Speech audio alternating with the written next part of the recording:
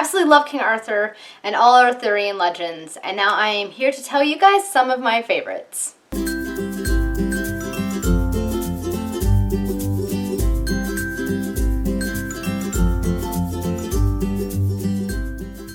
Hi guys, it's Samantha, and today I am here to kind of do an Arthurian retelling recommendation video. This has been one of my more highly requested videos because a lot of you guys know that I love Arthurian retellings and King Arthur stories and all of that good stuff. So now I'm going to recommend to you guys some of my favorites and a good place to start and all of that good stuff. So let us get started. The one thing that I get asked a lot when people are asking about Arthurian retellings, they always ask me, where should they start? So I would say a perfect place to start is where I started, what got me into it, and that is going to be Gerald Morris's Squires Tales series. There is, I believe, 10 books in total. This is the first one. Gerald Morris does an excellent retelling of Arthurian legends. He does them in his own way, but he still retains the essence of the story. So you still get the basis of the original legends that he is retelling, but he does it in a very refreshing, funny, and easy to read way, because I believe these are middle grade, although I think the later ones are considered more YA. So you will fly through these in no time. I mean, I read this one in a day,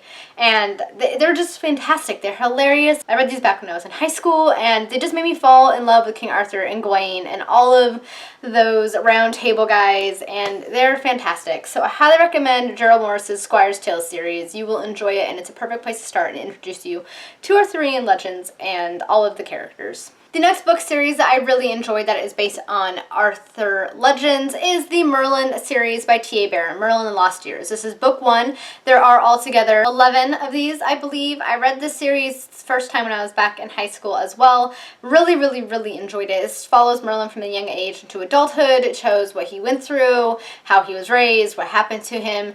T.A. Barron has created a very rich and detailed world. Like, you can almost taste it. It is so richly told. Fantastic. Really loved his incorporation of the legends and his take on them, and it's from Merlin's perspective. No, it has nothing to do with the TV show, but it is just as good, and I highly recommend this book series. Plus, I love these book covers, and I can't wait to get all of these in these new editions because they're really cool. They're all glassy. They're so glassy. The next book series that I really enjoyed that is based on Arthurian retellings. The first one is in Camelot Shadow by Sarah Zettel. I read these back in college. I actually got them from the library. They're a little bit hard to find, I think, but you should be able to find them.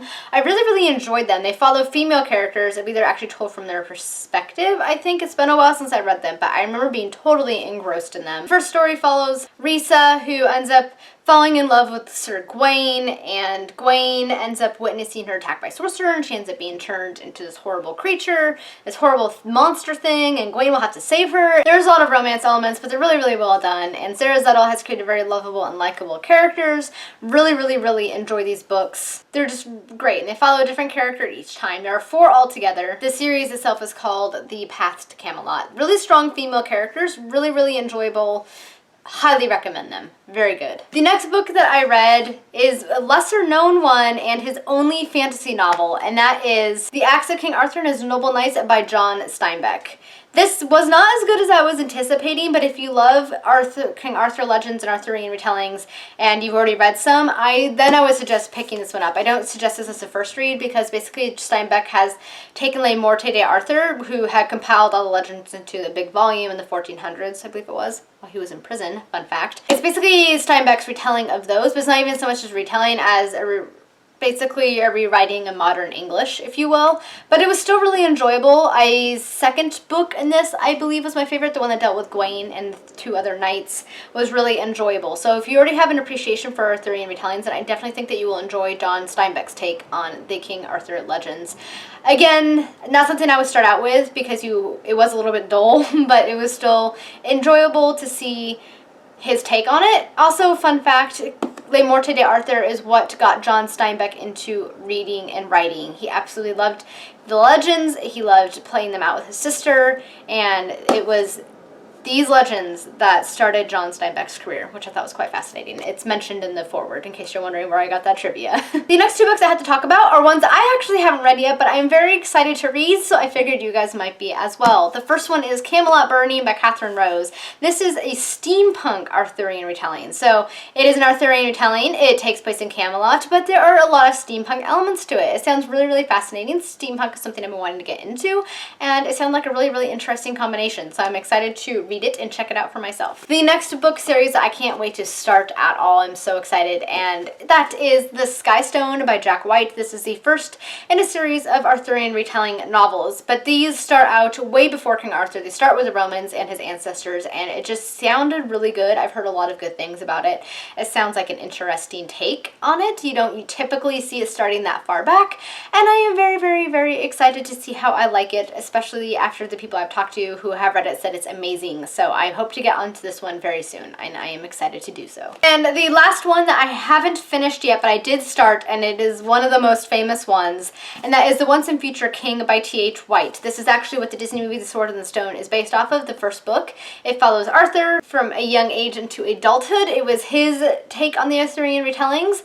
I was enjoying it when I started it, but I just got sucked into other books, and I just never ended up finishing. I got about 100 pages in, so I'm hoping to finish it soon.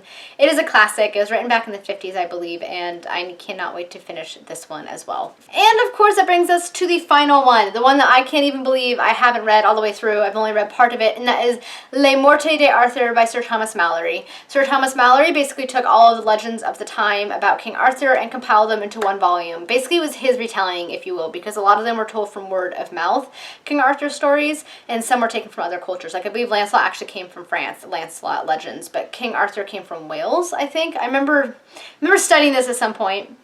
I might actually do a whole video on the history of the legends, because I think that would be really interesting. So let me know down in the comments if that's something that you'd be interested in hearing, the history behind the legends and where they came from. So it was basically, he compiled all the legends of the time. I believe it was the 1400s, and I believe he wrote it in prison. And he compiled them and put it into one big volume. I've only read part of it. I read like the first little bit of it, but I never finished. And it's something I really, really want to do at some point, because it's from his volume that everybody basically pulls all of their retellings from. So it's something that I definitely want to get to, particularly as a lover of Arthurian retellings. So I need to read one of the originals. It needs to happen. Sir Gawain and the Green Knight is another one that I need to read. I also read part of that poem for some class back in college, I think. But I never read the whole thing, and I really want to read the whole thing because, come on, people, I need to read the originals. What's the matter with me?